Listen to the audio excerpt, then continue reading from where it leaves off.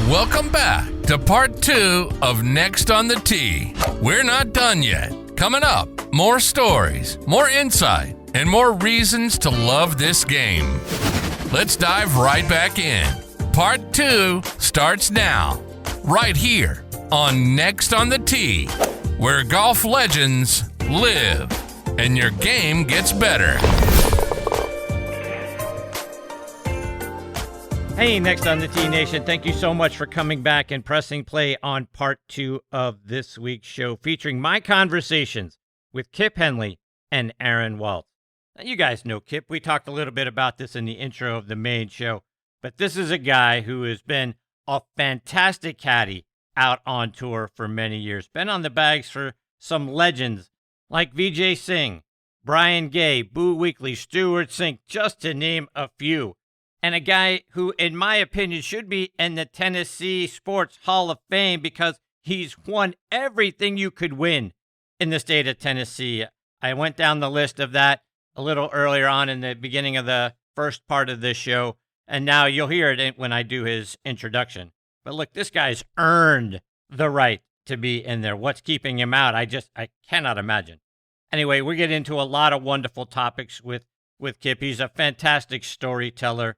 We'll get into some of the big wins that he's had, some of the wins he was on the bag for. Plus, he shares a few of the regrets he's had, some of the guys he's quit, and really wishes that he had an opportunity to go back and change some of those things.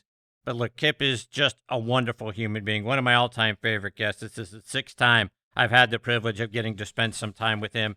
I know you're going to love Kip's segment. I think you're going to be blown away by my conversation with Aaron Waltz. Aaron is the VP of sales for our friends over at Uneekor. As I'm sure all of you are aware, look, the in-home simulator market is just exploding. The graphics are unbelievably good, so lifelike, and Uneekor has captured that. And now they are making more affordable in-home simulators. The simulators that, oh, by the way, when you're not using it for that, you can use it as an in-home theater. We'll talk about that. You'll hear him weigh in on how that happens. But look, these things are unbelievable, and they're becoming unbelievably affordable, especially when you do all the math with the time spent away from family, with the cost of going out as a family to play golf or go to places like Topgolf and all of those sorts of things. When you start to look at the dollars, it makes a lot of sense to have an in-home simulator, and it's so much fun. It's fun for the whole family. You can develop your junior players. They've got AI technology that can actually give you lessons. It's really scary. You got to look at this, folks. Plus, it's a great way to bring not only family but friends together. You can actually play online. You can compete against your buddies wherever they are in the world. Just get online together. It's just an amazing thing. I just think you're going to be blown away by the information, the technology, and the affordability of what we're seeing in the in-home simulator market now. Aaron is fantastic, and he's so engaging. I think you're going to love that part of the show as well.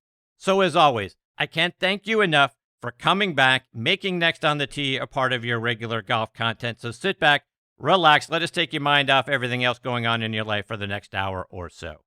Okay, but before we get into all of that, I want to start off by reminding you about our wonderful friends over at 2 Under.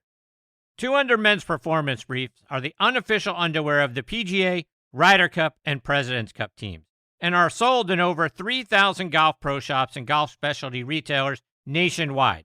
Ricky Fowler is their global ambassador, and over 50 other PGA, Korn Ferry, and Champions Tour players wear them. Just to mention a few, they are David Toms, Jerry Kelly, Justin Thomas, William McGirt, Scott McCarron, and Chris DeMarco. The Joey Pouch technology provides the ultimate male asset management, delivering maximum comfort from the tee box to the boardroom to the bedroom. Go to 2under.com to check out the bundle specials that offer substantial discounts for being a Next on the Tee listener. That's the number 2, UNDR.com. 2 Under, performance in your pants. Sure, this is golf, but so is this. And this. And this is definitely golf. And so is this. Hey, that's not golf. Oh, wait, yeah, it is. And no matter what your golf is, you're gonna need a store. No, a superstore. A place to get fit for a new club and walk out with it the same day. A place to find the perfect fit. A place to do whatever this is. Because this is golf. And this is Golf's Superstore. Okay, now back in making his 6th appearance with me here on Next on the Tee is PGA Tour caddy and one of the great people in our game, Kip Henley. Let me remind you about Kip's background. He's from Chattanooga, Tennessee, and is one of the most decorated players in the history of the state of Tennessee. He was the Chattanooga City Prep Champion and the winner of the Ewing Watkins Award for being the outstanding junior golfer in the city. He played his college golf over at the University of Tennessee at Chattanooga, where he lettered every year from 1979 to 1982. In the 81-82 season, Kip played in 4 tournaments. He had a top 5, a top 10, and finished second on the team in scoring average. And he finished in the top 5 at the Southern Conference Championship. In 82, Kip was named All-Southern Conference. That season, he also had a top 20 finish at the Marshall Invitational. Kip has been a PGA Class A professional since 1988. He played out on the Hooters NGA Tour, the Korn Ferry Tour, and a few times out on the PGA Tour. He won the Tennessee Assistant Pro Championship, the Tennessee Section Championship 4 times, the Tennessee State Open twice, once as an amateur in 1982 and once as a professional 15 years later in 1997. He's been named Tennessee Player of the Year 5 times. He won the Golf Channel's Big Break 2 in 2004. He had back-to-back top 20s in the Tennessee Senior State Open in 2017 and 18. Then in 2023, he drained a 20-footer from the fringe on the last hole to win the Tennessee State Senior Open Championship. He backed that up by being the top amateur finisher back in June at that same Senior Open Championship. In 2014, the Chattanooga newspaper, the Chattanoogan, ranked Kip the 8th best golfer of all time from the city. In 2017, he was inducted into the Chattanooga Sports Hall of Fame, and he should be in the Tennessee Sports Hall of Fame, and I couldn't be more honored. He is back with me again this week here on Next on the Tee. Hey, Kipper, how are you, my friend? You make me sound like I had an okay career there, bud. Yeah, you certainly did have an okay career. Holy cow. How are you not in the Tennessee Sports Hall of Fame? How is that not happening? I really don't know. I've been at the edge of great stuff my whole career, and I've won a fair share of events, but really on the national scene, besides the big break, I really haven't accomplished much. So maybe they're just looking at my national record, which is very mediocre at best. I don't see how you could say anything that you have accomplished is mediocre at best. You're part of the 1% of the 1%ers. First of all, before we get into more stuff, how you doing? You told me you tore a quad, which has got to be extremely painful. Oh my goodness, it is sore from my kneecap all the way to my hip. But dummy us, I got the great idea of us joining. I thought we were going to join a senior softball league. I kind of grew up in the softball world. My father played a lot of baseball and some softball, 35 years ago. I still play in a little church league and stuff. And I got the great idea that me and my buddies, we should start it up. And I thought we were going to join the senior league where it'd be a bunch of old guys like us. But our guy who put it all together put us in like a mixed league. You got to have like 3 girls in your lineup, but we're playing young guns. And let's see, what injury am I? I made it through the first week with no injuries. And the second week, I took off to jog. And boy, as soon as I took off to jog, just pregame, I felt something kind of twinge in my thigh right there, I thought, wow, that ain't good. And my first at bat, I hit a kind of like a dribbler towards third, so I had to get on down to first base. I always say that I'm the fastest 65-year-old, 5'8", 230-pound white man on the face of the earth. I got wheels. I know it's a small category. It narrows down the more categories I get in there. But I still got wheels. But, man, I got about halfway down to first base on that dribble towards third, and, boy, something went on fire in my quad. And I don't know how you can pull anything on the front of your leg, but I did. I've had a couple of little tiny hammy pulls and a growing pull, when I was young and playing a lot of sports. But I hadn't pulled anything in years, and, boy, I pulled that. And that's 2 weeks ago, and it's still not even close to being right. So. But I don't know, playing that old man softball league, we were laughing at each other, dropping. I played first base the other night, 3 straight throws at first base, touched my glove and didn't stay in it. So, needless to say, we've lost a few steps, but we laughed at each other and had fun. We're still pretty competitive. So, That's what it's all about. yeah, we love it. Kip, I want to go back into your career. The Stonehenge Golf Club in your hometown of Crossville, Tennessee, has been very good to you over the years. Take us back to June when you added the Tennessee State Senior Amateur title for, like, what I say should be your Hall of Fame career. Did I didn't win the state am? Well, they certainly listed you as the amateur winner. No, I didn't. I heard you list that, and I didn't. Wow, they even had you on the money, winning $750 for your trouble. Oh, well, you know what I did? I won low am in the state open again. So that's what there's two kind of tour players beat me in the state open. Right, I had my third state open title. Little Gibby Gilbert, who's the stud, plays his fair share of senior tour events, and Cliff Kresge, who had full tour status a bunch of years. Those are the only two cats that beat me. So I had another good run. It was the Tennessee Senior State Open again. So got it. I didn't defend worth a hoot last year, but I'd won it the year before. Right. I finished, I don't know, 15th or 12th, 10th last year or whatever. I don't even know where I finished. It wasn't a very good defense. But this year, and I mean, I haven't been playing that great this year, but I went back to the old stomping ground, Stonehenge, and found a couple of things that worked for the week. I think I shot 3 under for 2 days. It was playing pretty difficult. The rough was up. It's such a tough little track that I don't know why I play it well, other than I just know it so well. It doesn't fit my game, man. You got to you get a lot of claustrophobia on a bunch of T-balls there, man. You got to squeeze it out there. So let's go back to 2023 when you won the state senior championship. You were tied for second going into the final round. You were tied for the lead going into the last hole, and then you drained an amazing putt to win it. Take us through getting that W. Oh, my goodness. Well, first off, for being near the lead, I've probably told this story. A bunch of people have heard it, but you'll just have to sit here and listen to it again. The night before the last round, one of the guy who hired me in the Glade, the big guy, Warren Huddleston, we called him the big guy. He passed the year, like 6 months prior to the state open. And his wife reached out that night, and said that the big guy would be so proud of me for what I'm doing, and before the last round. And boy, I think about the big guy a lot. Whenever I go to the Glade, I think about the big guy all the time.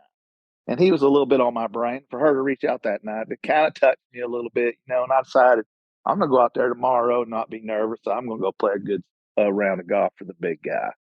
And I took off, and I was playing really good, but I knew I was up around the lead. You can see the scoring on the phone now with that scoring system on the phone. And I knew I was in around the lead. And I looked on 17T, and I had a 1-shot lead on the guys that were in the clubhouse. There was 2 guys in the clubhouse already posted. And the guy I was playing with, I had him by 1 or 2 at the time, too. And 17, I hit it on 17. It's a tough pin, tough green, brutally tough.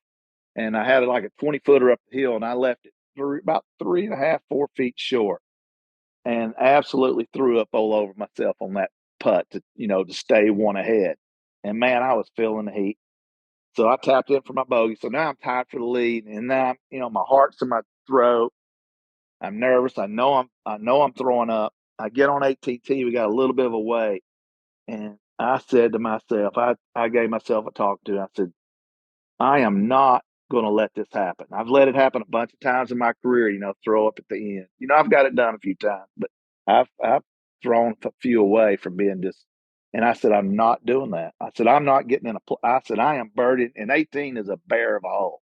It's a tough hole with a tough back right pin place, 2-tiered green, rough everywhere around it, bunkers.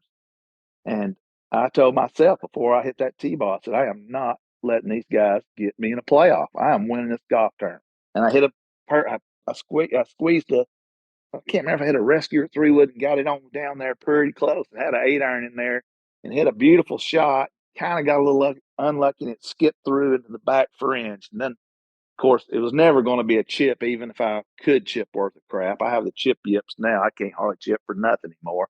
But it was going to be a putt no matter, Tiger Woods was putting this ball.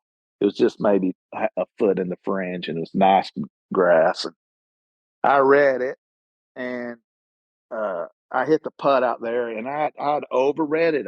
When the putt was going down the hill, I mean, it had like 2.5 feet of break in this thing going down the hill. And all of a sudden at the end, man, it slowed down, and it's like the big guy or the golf god granted me one because it swung hard left, caught the back lip, and fell in. And man, it was just an exciting moment. And if you ever get to see the video, I look up into the sky and I scream, "Big guy," because I felt like he was with me at that time. That's a long story but being at where I used to be the golf professor, I was never at Stonehenge, but it was one of the 4 golf courses in the Glade. I was at Heatherhurst, and I used to play most of my golf at Stonehenge because it was such a great place to practice. It's bent grass wall to wall and just mint condition most of the year and not as busy as the other ones. So I did a crap ton of practicing up there. So it's a dear place to my heart. To get a win there, it's pretty special. It's such a dramatic fashion too. So that one will go down in my career as one of the best. So. No doubt. So, but I want to talk about that piece. Now, you said you've thrown up on yourself a number of times, but rising to the occasion like you did there on 18. I mean, it's hard to do whether, you're just playing your buddies in a Nassau to come down and have an opportunity to win your state open championship, rise up to the occasion, give yourself that pep talk, and then to go out there and execute it. That's not something a lot of people can do. No, no. And I've only done, it's many tournaments. Chris, if you think about how many golf tournaments I've played in, goodness gracious, I was a club pro for 100 years and played everything in the state. I mean, getting wins is hard. Everybody knows that. Winning's hard. I always had a knack for something in me. I won probably more than my fair share of events. I was somehow, even though I missed it from like 18 inches one time to tie Gibby Gilbert in the second championship. And I mean, it wasn't just a miss from 18 inches. It was a puke. I mean, I absolutely just puked the putt bad.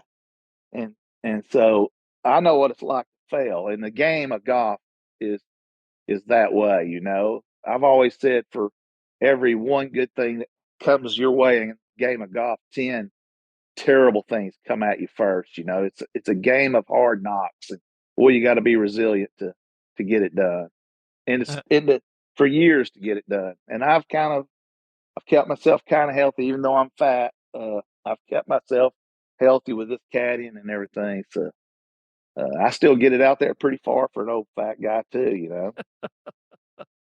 You also rose to the occasion in the big break. I mean, it was just that. I mean, go back and talk to everybody, remind everybody about what it was like for you to come down the stretch and win that thing.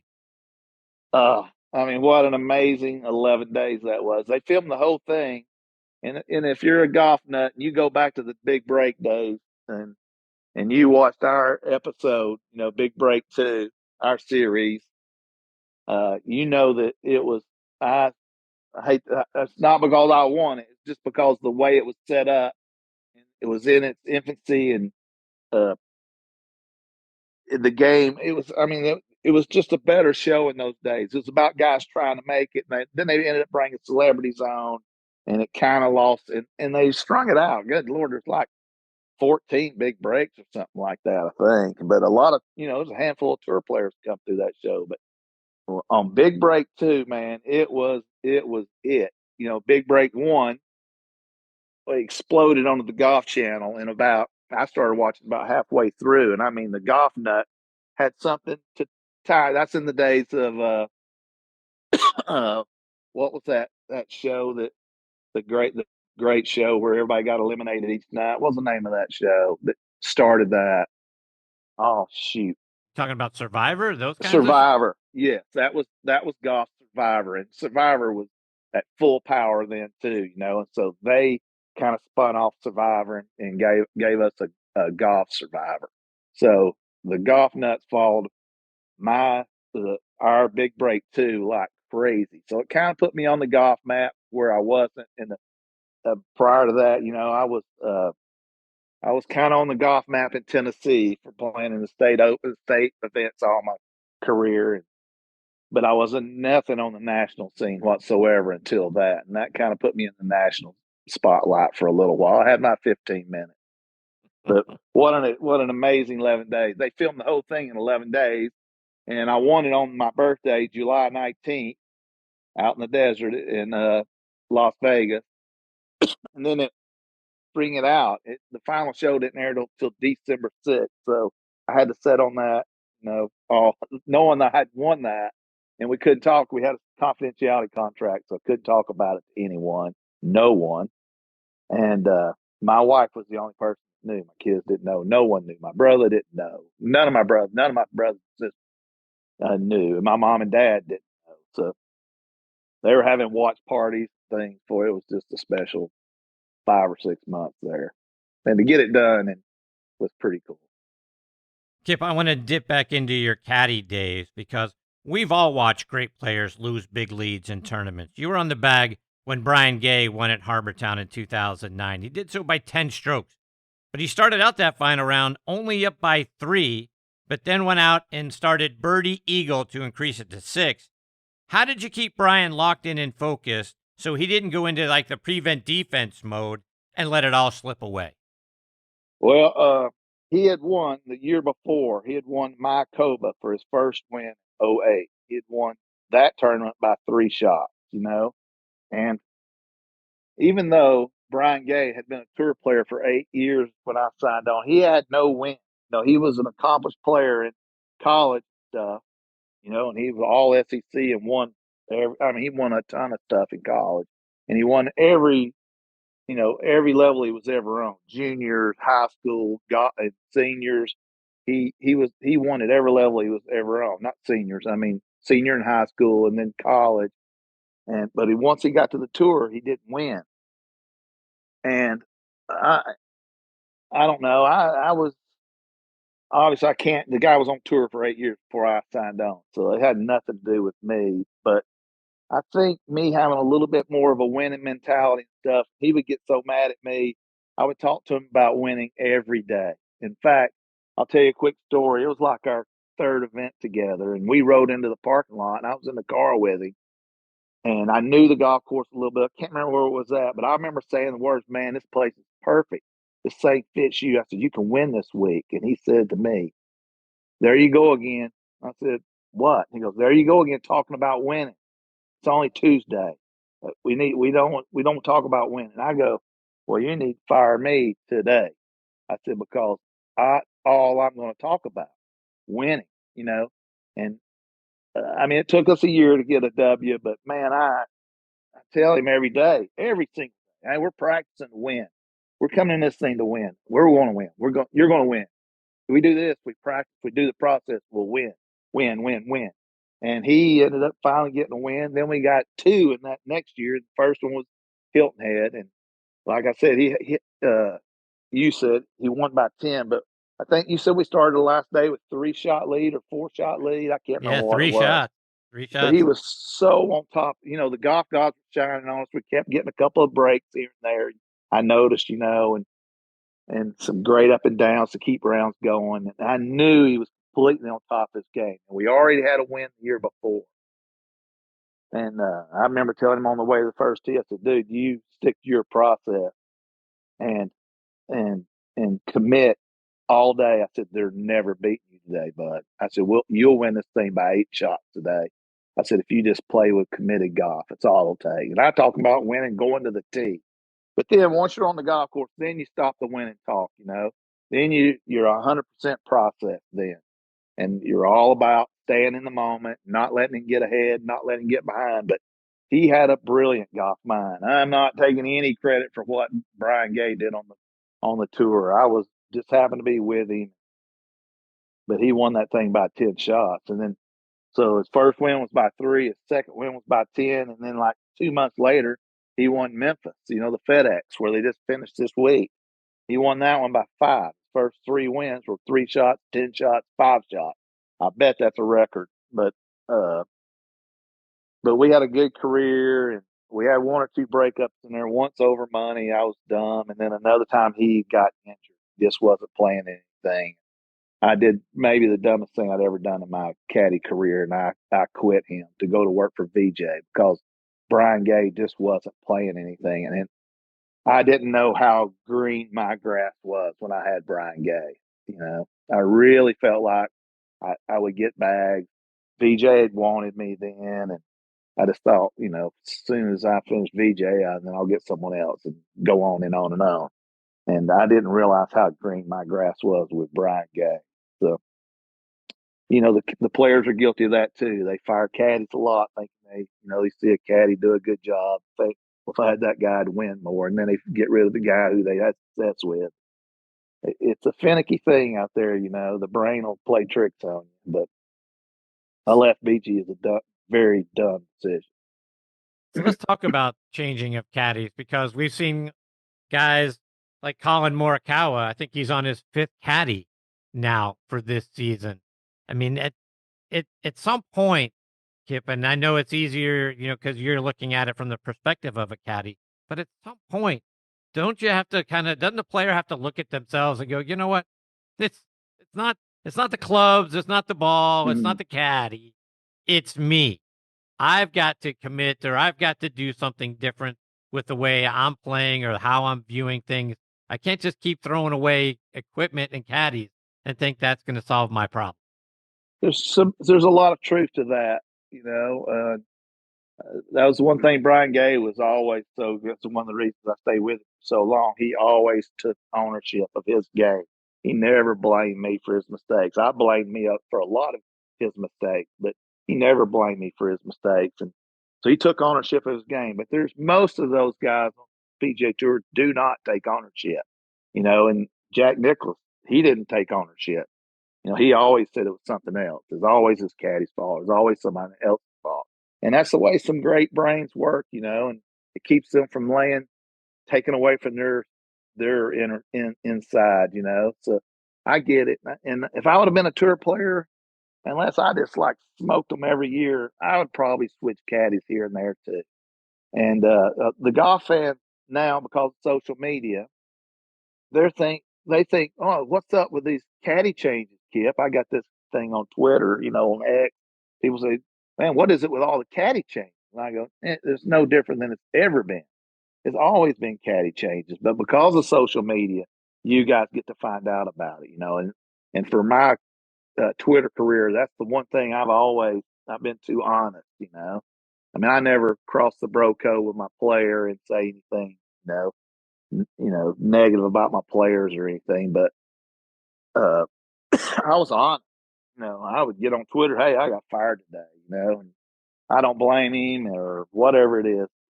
So the golf fans are getting to hear about it now, but you didn't get used to hear about it. But Morikawa having such an amazing career and him switching caddies 5 times is pretty amazing to me if it's truly on his 5th caddy.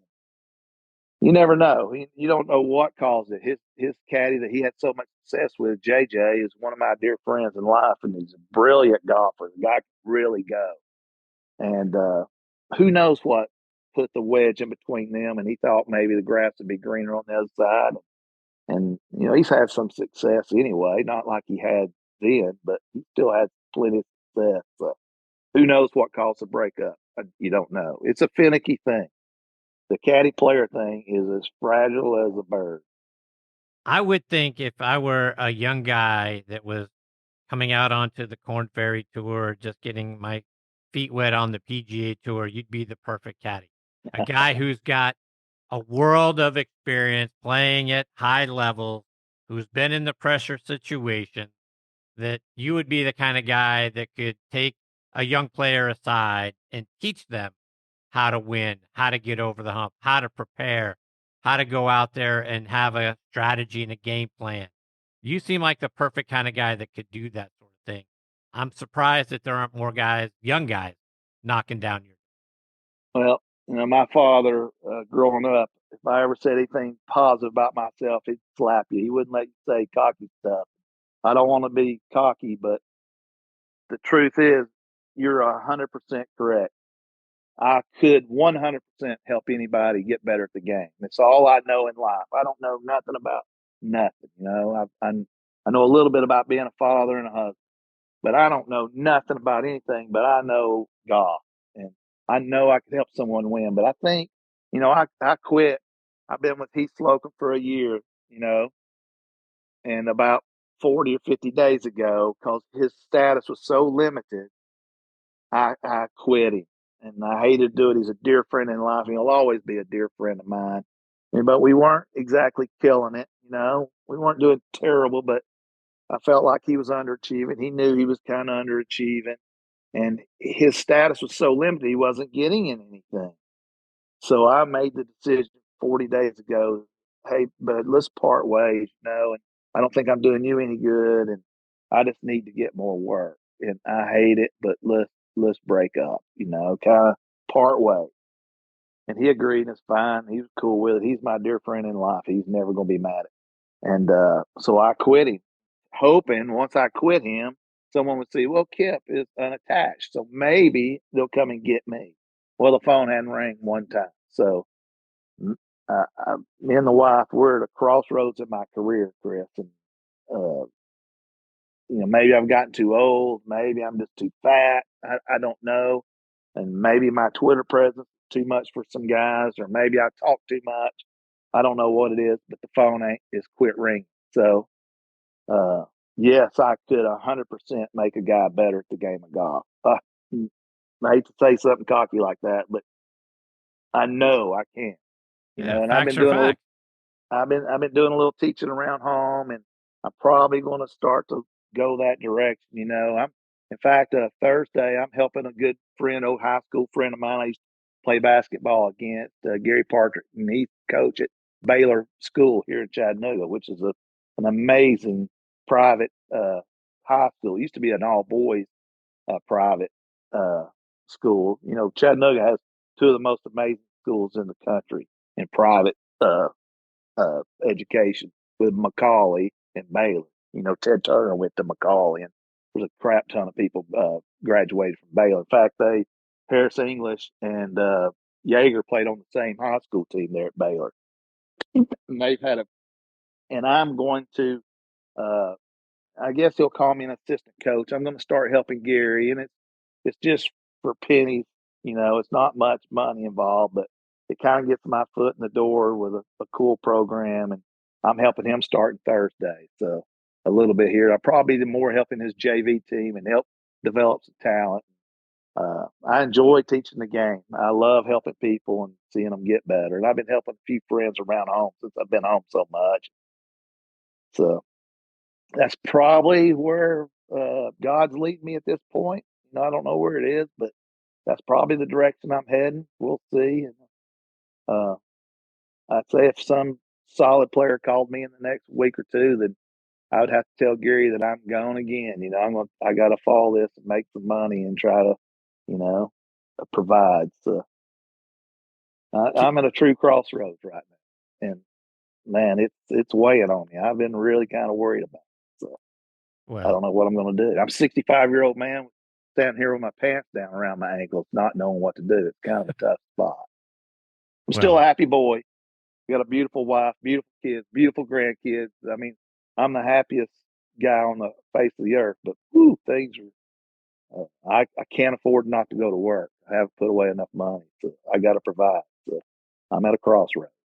Well, I'm rooting hard for you. I think anybody that's out there on tour that needs to get over the hump, guys that have knocked on the door. I mean, hell, I think Tommy Fleetwood should call you to get over the hump, for crying out loud. That guy can't seem to pull the trigger at the end to get over the hump. I think a Kip Henley would do wonders for him. I pull so hard for that guy. He's a great guy. He's got a great caddy, and the tree, I call him Ian. He's as big as a tree, so he's got a good guy. But I think the golf world wants to see that, W. Don't. I mean, Indeed. 98% of the golf world wants Tommy Fleetwood to get that trophy. He seems like a cool guy. One more before I let you go. And Kip, as you know, the Macklemore is one of the sponsors of this show. And you've said outside of Pebble Beach, the 18th hole on the Highlands course at Macklemore is the most beautiful hole you've ever seen.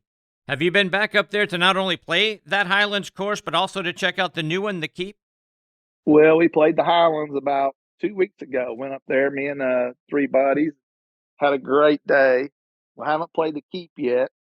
It's been so blazing hot in Chattanooga, and you got to walk and it's just so far away. It's like an hour away from me at least, so it's a pretty good hike to get up there. But we went and played the Highlands the other day and had a couple of older guys, so we couldn't be walking. It just had a great time. It's an amazing place, but I'm anxious to get over and play the Keep. I'm really good friends with Charlie Reimer.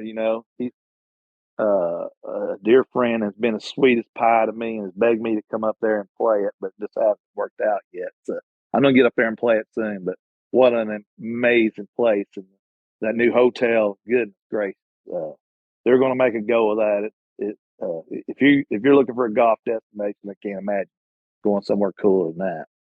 And you and Charlie Reimer together playing golf. I think a lot of people would pay just to ride in a car next to you and listen to the stories and what it'd be like to watch the two of you together.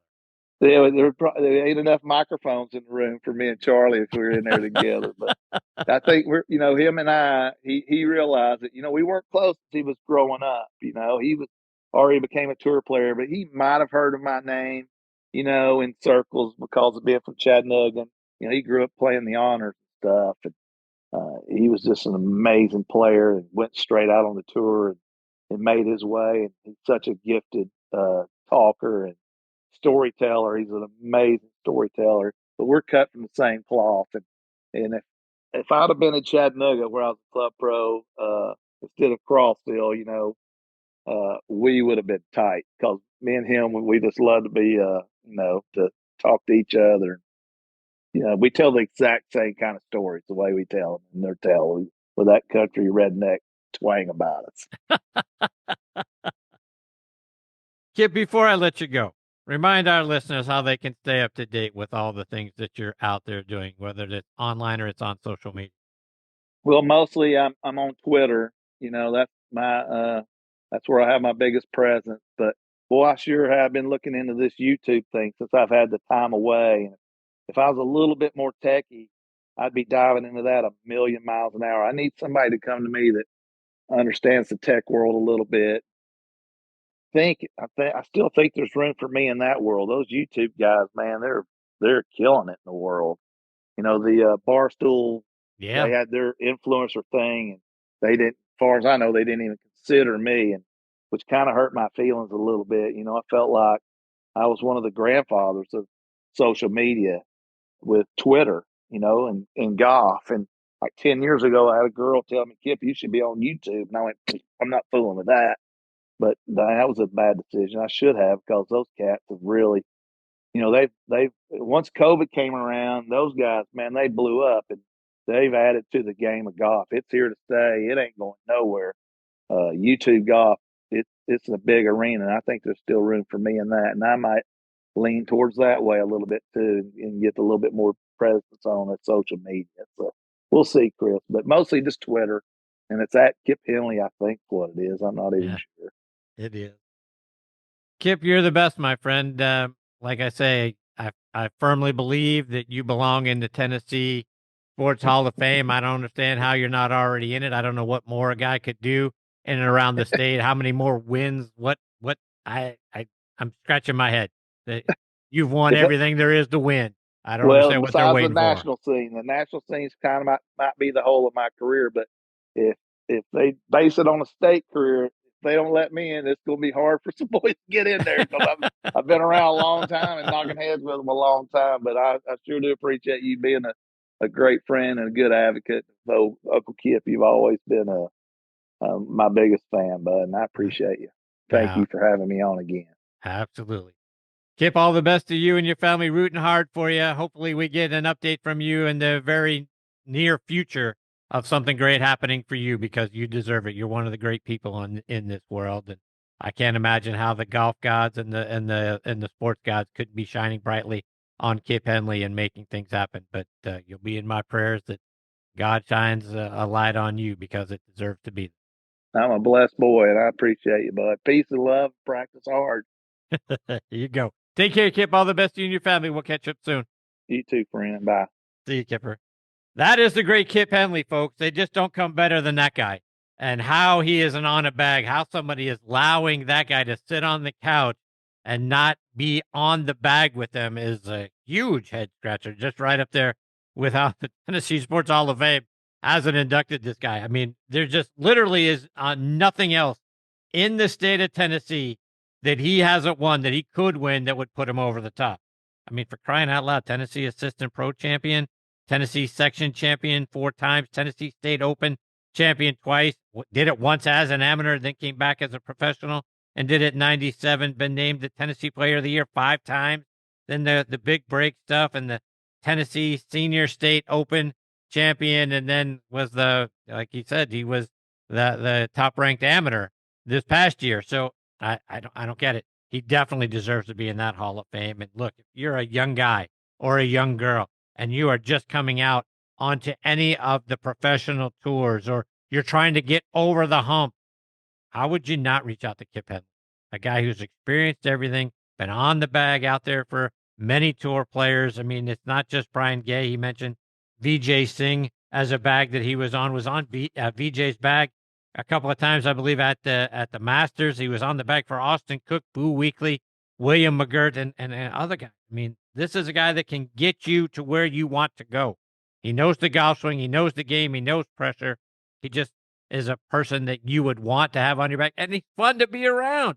So he can relieve the pressure and the stress as well. So hopefully somebody reaches out to Kip very soon. I look forward to hearing about that and getting him back on the show once that happens. Okay, coming up in this next segment is a guy that I know you're going to fall in love with, and you're really going to love their product. It's Aaron Waltz, the VP of Sales over at Uneekor. Before I bring Aaron into the show, I want to remind you about our wonderful friends over at On Point Golf and their out-of-this-world On Point Golf Ball Marker. And if you don't have one, folks, you really need to go check it out at onpointgolf.us. Get the #1 ball marker in the game of golf. On Point is the only 3-dimensional ball marker out there, with alignment technology and a removable coin that is approved to use according to the rules of golf. As you know, putting is all about line and pace. Mark your ball with On Point, engage with your 3-dimensional ball marker, and have more confidence in your line, execute the putt, and you're going to lower your scores. Do what the likes of Jim Furyk, PGA professionals, and amateurs alike are doing now. They use the #1 ball marker in golf and they lower their scores. You know Ken Duke and Thongchai JD. They won for the first time on the PGA Tour in 2023, and they were using an On Point ball marker. Get yours at onpointgolf.us and make more putts. And oh, by the way, you can also customize the removable coin for any club, event, or corporate outing. They make really great tee gifts and custom products. That's also going to help lower your score. I use On Point ball markers. Mine is black and gold, 3D black golf ball with a gold line down the middle to help me line up my putts. It's like having a 15th club in my bag. It's helped my game. Why wouldn't you let it help yours? Again, onpointgolf.us. See what I'm talking about.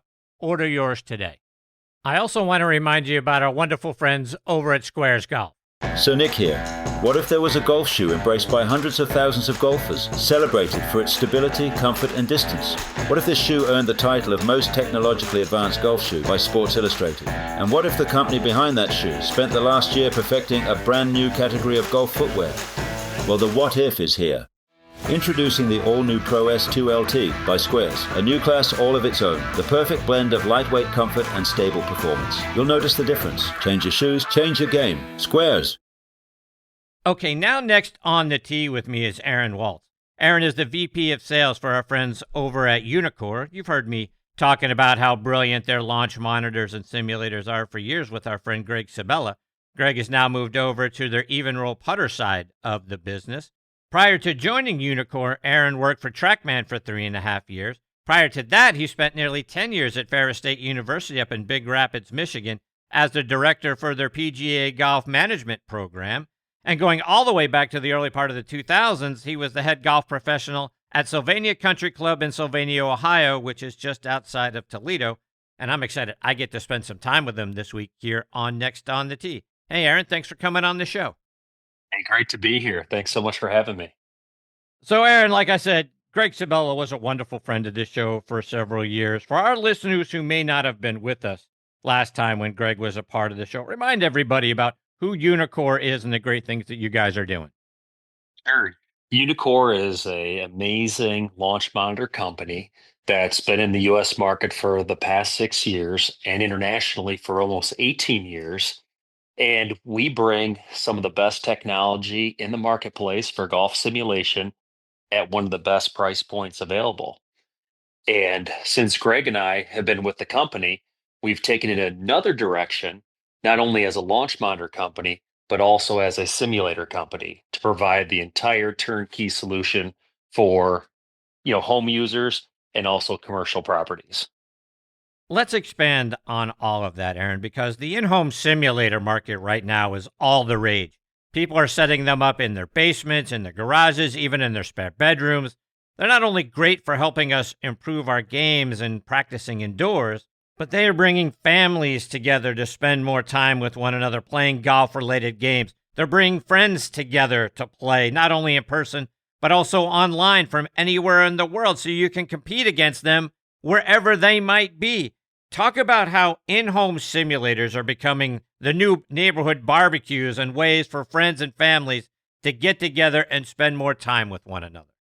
Well, absolutely. So golf simulation, even when I was in college at Ferris State back in 1996, we had a place in little downtown Big Rapids that had a simulator. And it was the coolest thing in the world back then.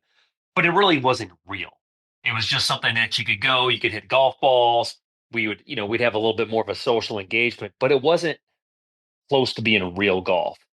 Fast forward the clock, this whole in-home simulation market has now allowed golfers, beginners, recreational players to have a real golf experience at their home, which is super exciting. So whether it's in someone's garage, their basement, their specialty building, or even in their backyard with one of our portable units, people can have a ton of fun playing virtual golf, practicing, training, and even competing against people from anywhere around the world, like you said, with online platforms. You mentioned real golf, and the game day software is becoming so stunning and lifelike, and it features some courses that most of us would never have the ability to go play, like the Country Club of Roswell for my friends in Atlanta, or iconic courses like Pebble Beach and Tobacco Road, or others that are over in Spain or South Korea. Talk about how enhanced and lifelike the game day software has now become. It's pretty phenomenal. So if you took what virtual golf was before, it's the similar, I guess the biggest comparison was taking black and white television to the first big screen TV to HD TV to now 4K television. And that's what's happening in golf simulation. Golf simulation before was very much like a little video game. The graphics were very primitive, elevation wasn't taken into consideration, LiDAR mapping, and all these variables to make the virtual golf experience as realistic as possible. Game day software has come out with an unbelievable 4K solution with these top courses where LiDAR mapping has taken place, actual photos, and surveying the property occurs in person, and then you can take all those actual photos of the property plus the LiDAR data, mesh it together, and you get a damn near perfect golf experience, just as if you were playing it in person. So for those folks that may have heard the term LiDAR before, and maybe the people who haven't, it is an amazing 3D technology. Talk about what LiDAR is. LiDAR mapping really allows from satellites, from drones to use, in essence, radar scanning to go over top the property and capture all the undulation. You're seeing this in the home improvement industry too, where you can walk into a room with your iPhone and walk in a circle, and the LiDAR cameras on your phone will measure all your nooks and crannies of a room perfectly and create a 3D model. That happens outdoors by scanning all the elevations and different high and low points of the property. So when you're playing in that virtual golf environment, you're hitting shots exactly as intended. You've also got something called iEngine technology plus dimple and club optics. Talk about what those things are. So when you look at the different simulator companies out there, everyone captures data a different way. How do you capture the velocity of the golf ball and the moment of impact and what the club's doing? Our specific technology, the dimple optics technology, allows a golfer to use virtually any golf ball of their preference, and our cameras and infrareds lock into the pattern of that golf ball. So at the moment of impact, we get perfect revolution, spin, and velocity from that golf ball. And our cameras and infrareds also capture the golf club to provide the most realistic experience when you hit a golf shot. That is all absolutely amazing. And what it's conjuring up for me, Aaron, is if I'm not sure exactly which golf ball is the right one for me, maybe I hit a TP5 or a TP5X, whatever it is, I can't go out and buy several dozen different golf balls, go to a driving range, hit them out there and lose them, right? I've got to try to figure out what is the right one for me. And you can't always replicate how you're swinging that day or the course conditions or the weather conditions. Well, now with this dimple optics technology, are you telling me I can line up a bunch of different golf balls, hit them into the simulator, and now really hone in on what exactly is the perfect golf ball for my swing in my game? Absolutely. And people are always we get people searching for golf balls two different ways. Which one can I hit the farthest and straightest off the tee? Or which golf ball reacts the best for me around the green? And you can do that and do ball testing and club testing in that environment. So it's exciting. I've been a Titleist staffer for 20 years, and playing every type of Titleist golf ball as you can imagine. It's always the new and improved Pro V1X, the new and improved Pro V1. They're always great golf balls. I don't hit it 10 yards farther every time a new golf ball comes out, but it always has a little bit different characteristics. And the same thing, you mentioned the TaylorMade golf ball. I have friends that play the TaylorMade balls, or if I find one, I'm always very interested. Like, how good is this golf ball? And I can throw it in on the sim, and I can see how those spin parameters compare to a golf ball that I've been playing for the last 25 years. That's awesome. You mentioned around the green. You also have something called Refine and Refine Plus. Talk about how that can actually help us sharpen our short games and help us play better around the greens. Correct. Yes. Some of the original software that was launched with our company is the Refine and the Refine Plus software. So there's 20 courses that are in the Refine Plus software suite. Has a short game part. There's some different competitions and games that you can use with it. That software suite will eventually all move into the game day platform as things mature over the next probably 18 months. But it's fun. I mean, it's a lot. It's a lot of fun to be able to go into that short game park, work on specific shots. There's even a fun game where there's a barge floating in a river, and it's a competition. You gain points, and the barge moves. There's a countdown clock. You have to hit three shots within so many seconds, and then the countdown buzzer starts hitting.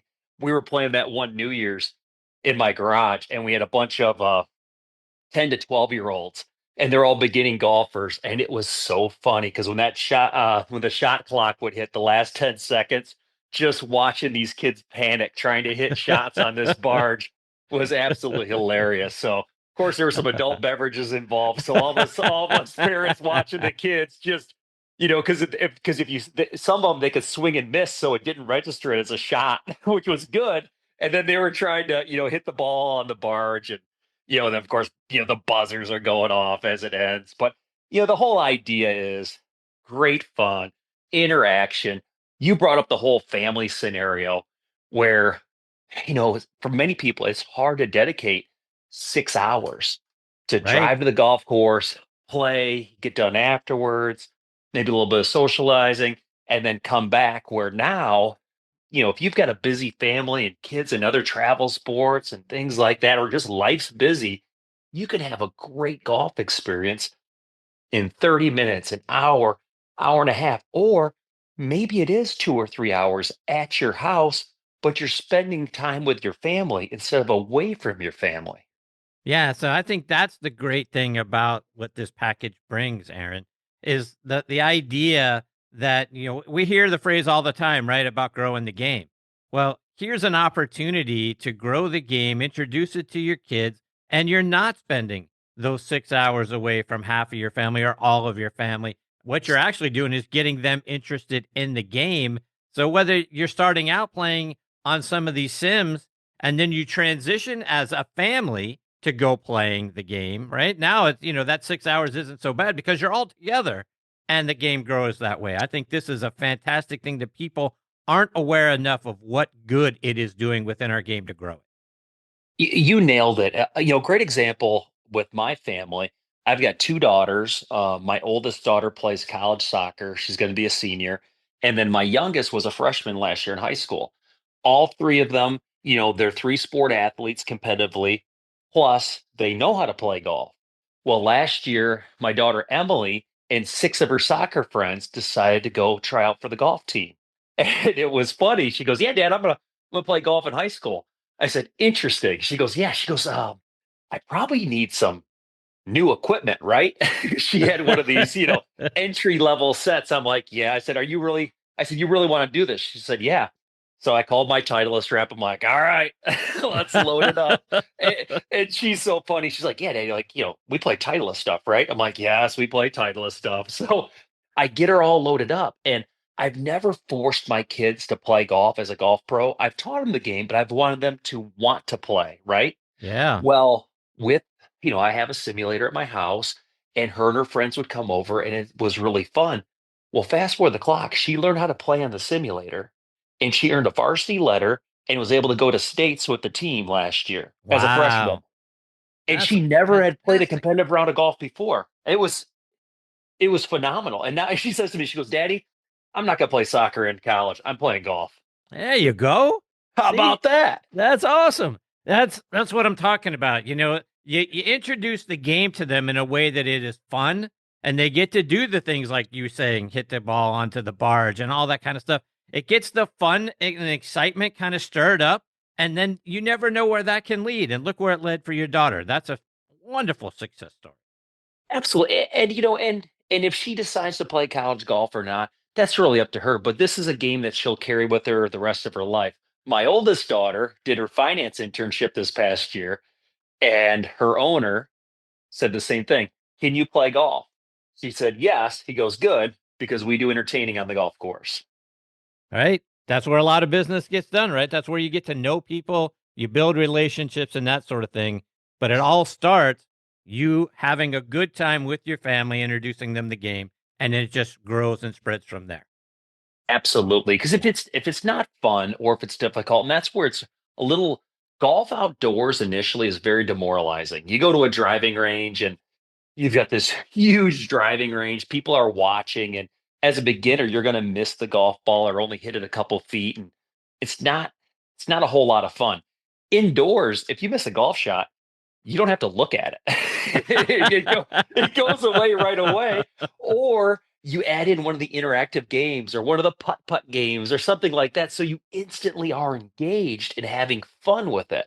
And I think we've all, it kind of goes back to my university days teaching PGA curriculum. The PGA Constitution was not exciting, but you had to come up with fun ways to keep the students engaged with it and enjoy what the content is. Yeah, Aaron, I think it's like what you mentioned a moment ago, the demoralizing part of our game when you're a beginner. Right? When you're dribbling the ball and you're not hitting it and it's going all over the place and people are watching and all that sort of thing, it can really squelch a kid's desire to continue to play. But if you develop your swing a little bit by playing all of these different games and you're having fun with it, yeah, it takes that piece out. It takes that demoralizing portion of the game out. It replaces it with this fun component. And now all of a sudden you're hitting the ball in the air a little bit more. That's fun. You're developing your game and your swing a little bit more. And now you can transition that stuff out to the actual golf course. And especially if you're doing that as a family, All right, I've got a little game now, and I can progress from there, as opposed to the old way where maybe I stink and now I'm not going to play the game anymore. You nailed it. And this is the time when COVID hit, everything shut down, and golf courses and the golf community were the first to be open as an outdoor sport. So all these people came out of the woodwork to just try golf or do something, right? Golf related. And it became exceptionally popular. I call them the COVID golfers because they came out of the woodwork and they never had touched a golf club before. And as things transitioned, they kept going hardcore in the virtual golf world, or what they call the non green grass, which is the non golf course segment. So there's more people playing virtual golf today than actually play rounds of golf outdoors, which Wow, is just phenomenal. I mean, it it's really is. really exciting to see. And it's not it's not like playing a, you know, Tiger Woods 2025 on your PlayStation. Yeah, I mean, you're physically playing golf. Yeah, so there's the exercise, right, component of it as well. So there's just so many wins that this brings. So kudos to you guys for how you're continuing to refine this thing. Is as the family starts to play and gets in there, right? If I'm in that simulator and I'm starting to use whether it's the game day or whatever software I'm using, can I get multiple profiles set up so everybody can kind of track their progress and see their numbers change? You sure can. So that's the cool thing about this whole virtual world. Our different software suites. We have software suites for performance training, AI body scanning, a balance mat that shows where your weight transitions moving from the top of your swing to your follow through, and then the virtual golf suite. So when you get into performance training, everyone can have their own individual profile. You can map your golf shots. So, for example, I'll go back to my daughter. She didn't know how far any of her golf clubs went. So we went through and we mapped her set. And we could look at the outliers that you hit that one really good, you didn't hit that one well.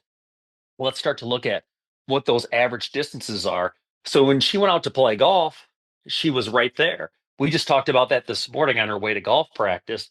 Her driving distance this year compared to where she was last year and what the difference is, and how she's starting to remap her bag so she can make the correct decisions out on the golf course in competition. So that's got to be another part of the exciting piece of this, right? If I'm a beginner and I can only hit my drive 50 yards, whatever it is, right? And as I look back over time, I hit it 50 yards. Now I'm hitting it 75. Now I'm hitting it 100 and a quarter. Now I'm hitting it 175. Now I'm hitting it 200. Right? To be able to map your progression through the game has got to be another piece that keeps kids involved because now I can actually see numbers that are telling me I'm getting better. Absolutely. It's almost a page out of the trainer book. So if you and I were, we wanted to go to the gym and work with a trainer, and our ultimate goal is we want to get strong. And they put you in there and you do that bench press test that they want. And it's the bar and, a couple of 25ers. And you're like, that was really hard. 6 weeks later, you can do it 10 times. Well, you can see right away that you're stronger because of that physical weight. In the golf world, unless you have something to really digitally measure and track, it's hard to quantify how much better I'm getting at hitting the golf ball. And, even our impact videos are so important because a beginning golfer is going to hit the golf ball all over the face of an iron and a driver.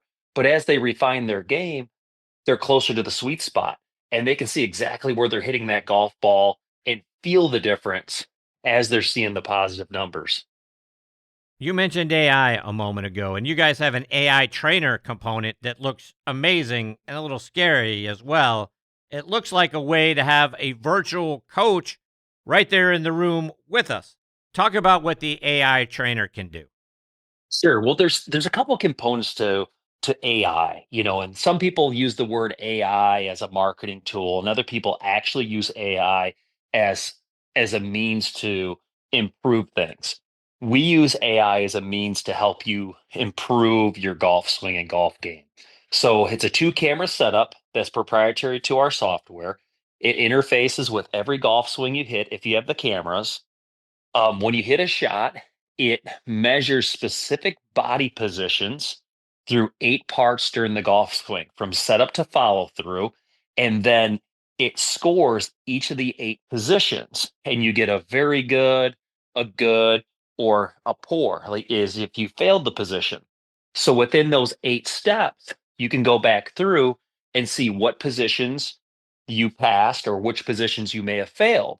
And a failure doesn't mean you have to change anything, but oftentimes a failure is a limit in your body positions. So, for example, let's just say a senior golfer who had a football injury from college or high school, that may prevent that golfer from getting the golf club in a correct body position. So they may always fail that segment of the golf swing, but they're consistent every time.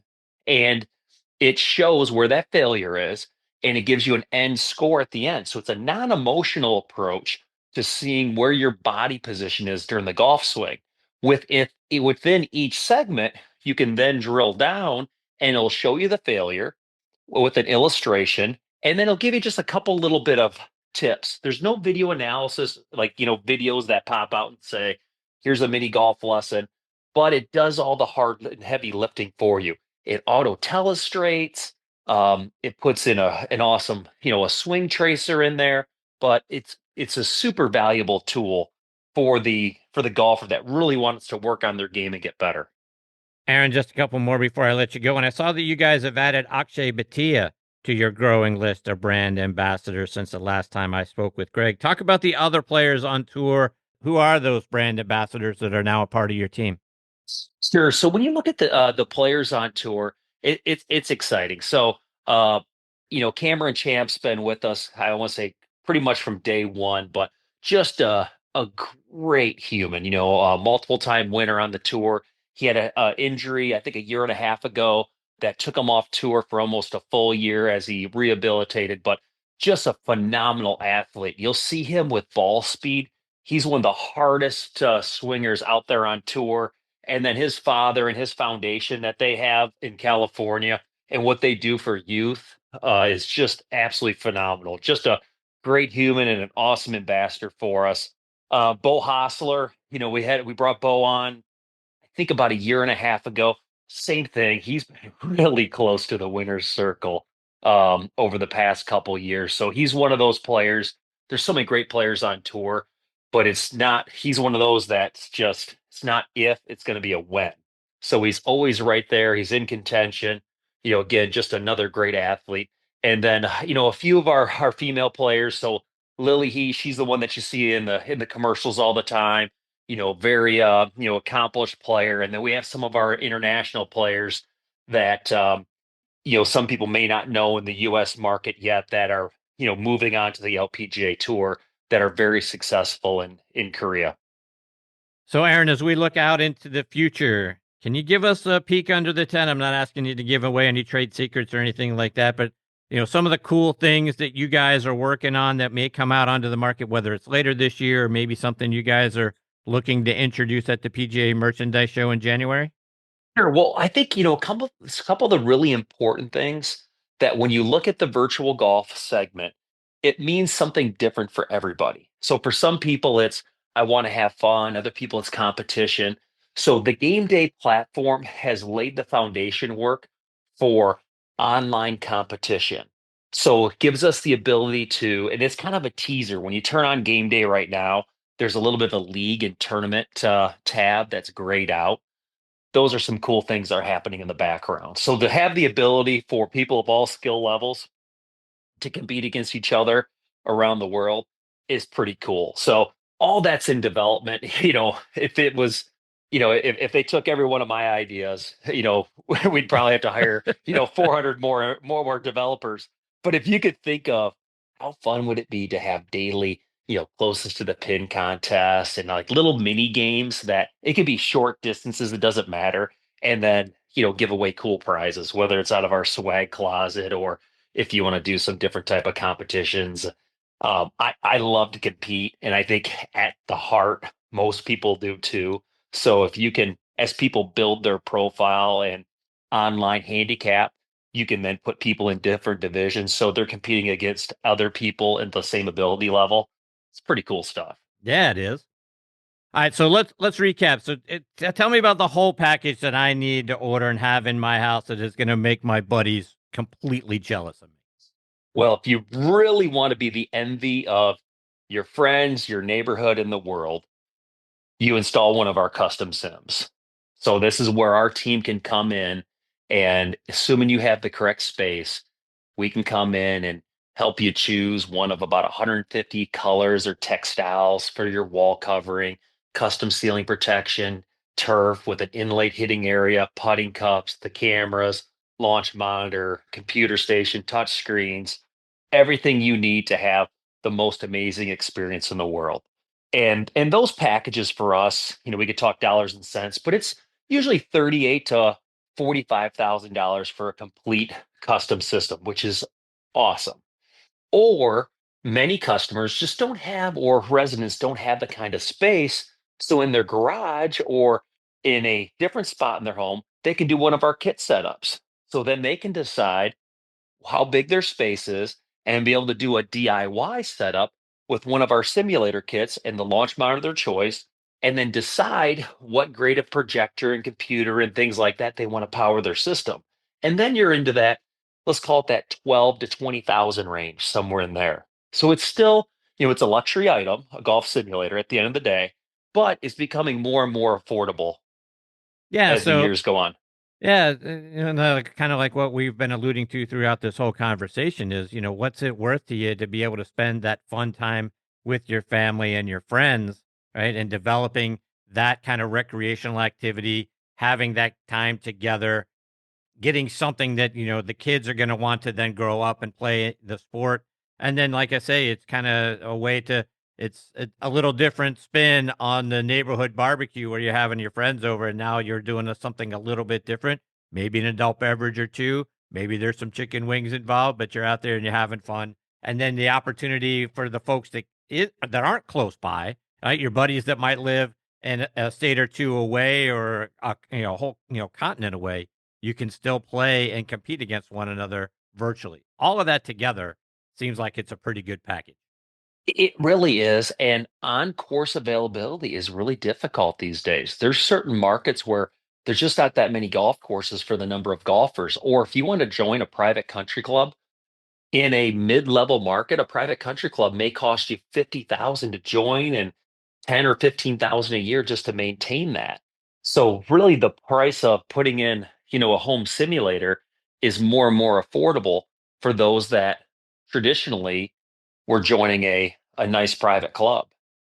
Yeah, if you want to start to make the math start mathing, right? If you're paying for your wife and two kids and you're going to go play a round of golf, $100 a person, $400 a round, you play, I don't know what, once a week. Now all of a sudden you're looking at $1,600 a month in golf fees to go play.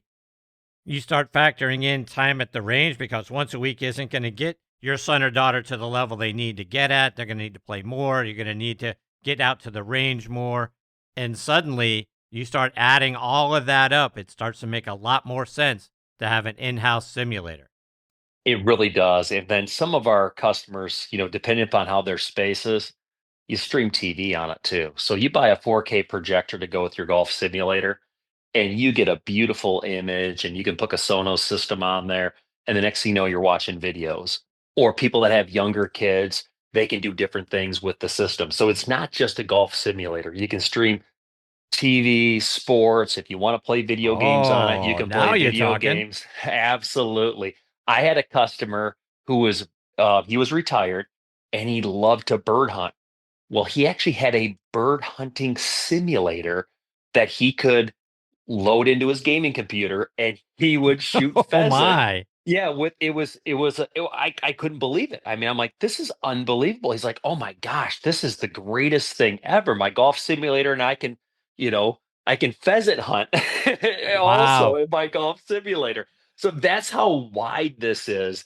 And if you think that kids playing a video game on a 55-inch HD TV, that you throw a video game on a screen that's 16 feet wide and 9 feet high, it's No, talk about immersive. Their neck's getting exercised because the screen's so big.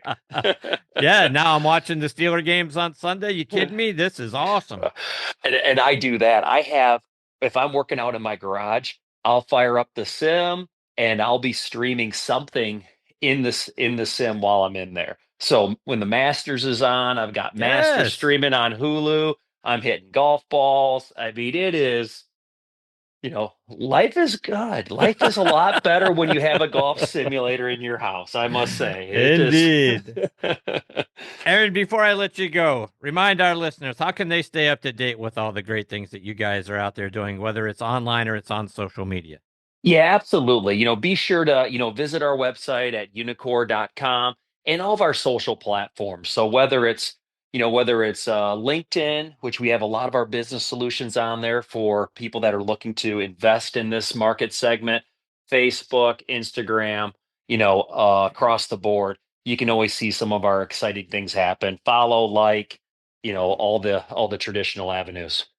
Aaron, I can't thank you enough for taking time out of your busy schedule to come and be a part of the show. I hope you'll come back soon, maybe in a few months as we get ready for the holiday season, to update us on what's going on and all the great things that you guys have to offer. Remind everybody about it, because I can't imagine a better holiday gift for dad or the golfer in your life than one of these simulators. I agree. Santa needs a bigger sleigh. Indeed. Aaron, all the best to you and your family, my friend. All the best, and we'll catch up again soon. I look forward to it. You too. Thanks, Aaron. That is Aaron Waltz, folks, again, at Uneekor. Uneekor is how it is spelled. He is the VP of sales there. And how fantastic are these things? I mean, if you're not dying to get one in your house, if you weren't already, and now listening to this conversation, I tell you what, talk about a great thing to help the family and friends have a good time with one another. It's a great way to get together and spend time. Look, as Aaron was talking about through the course of the conversation, when you're going to go play a round of golf, you're away from the family. Goodness knows. I mean, if we can get a round in 4 hours, that's amazing. Usually it takes at least 5. And then the travel to and from, and as he talked about, a little socialization in there. And next thing you know, the day's over and you haven't spent time with your family at all. So now you have that opportunity to spend that time together. You have a way to grow the game and make it fun and make it one that your kids will then have for a lifetime. He talked about that too.